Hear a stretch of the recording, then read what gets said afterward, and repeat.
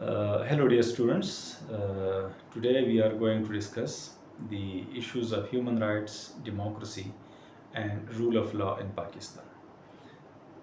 So ये तीन concepts है democracy, rule of law, and human rights.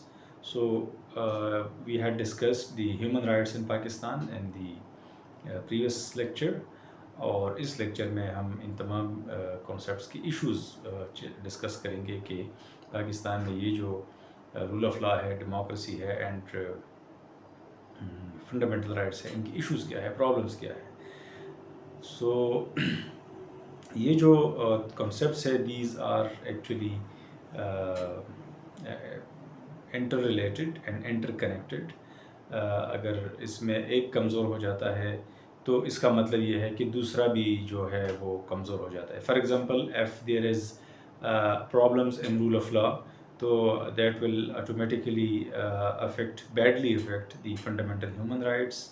और अगर डेमोक्रेसी नहीं है तो फिर रूल ऑफ लॉ नहीं है, रूल ऑफ लॉ नहीं है तो फंडामेंटल राइट्स नहीं है. So these three are actually interconnected concepts, जिसमें से हर एक का अपनी जगह पे मजबूत होना या स्ट्रॉन्ग होना ज़रूरी है. ये जो कॉन्सेप्ट्स है या आइडियल्स है, ये बेसिकली डिटरमिन करते हैं कि क्या जो शहरी है, जो पब्लिक है, कैन दे स्पीक फ्रीली, उनकी वोट की क्या कीमत है, या उनकी जो जस्टिस है वो उनको मिलता है कि नहीं मिलता, और क्या वो डरते हैं निज़ाम के बारे में, उनकी कोई खौफ या कोई ऐसी चीज़ें मौजूद है कि नहीं है.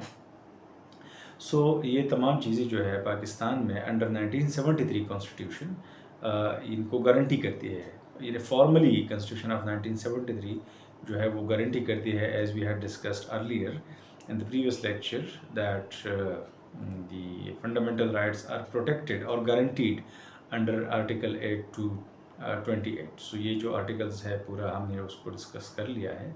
इसके अलावा फेडरल पार्लियामेंट्री सिस्टम है. इंडिपेंडेंस ऑफ जुडिशरी के बारे में constitution is very much clear about the independence of judiciary. और without independence of judiciary you can not think of basic human rights protection and rule of law. लेकिन ये चीज़ें अगरचे on the one hand these are provided and protected by the constitution of 1973, however there are certain problems जो कि एक reality में और जो आइडियल्स है उसमें एक गैप मौजूद है.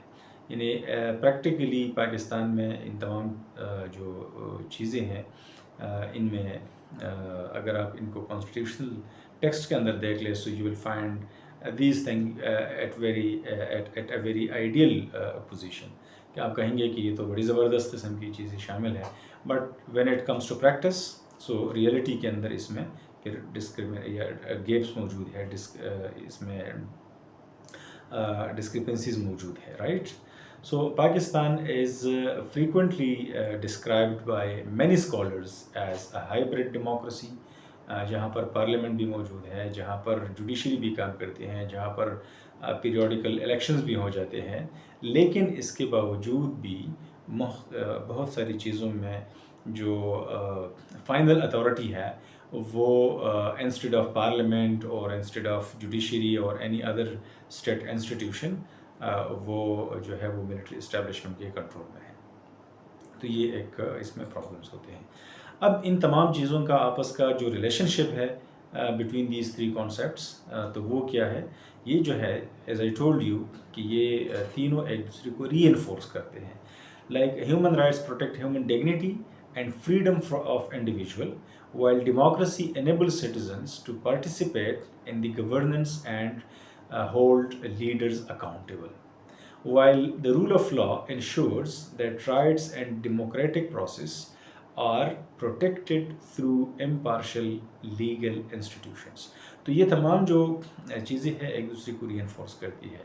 So as I told you कि the weakness of one is the weakness of the other, right?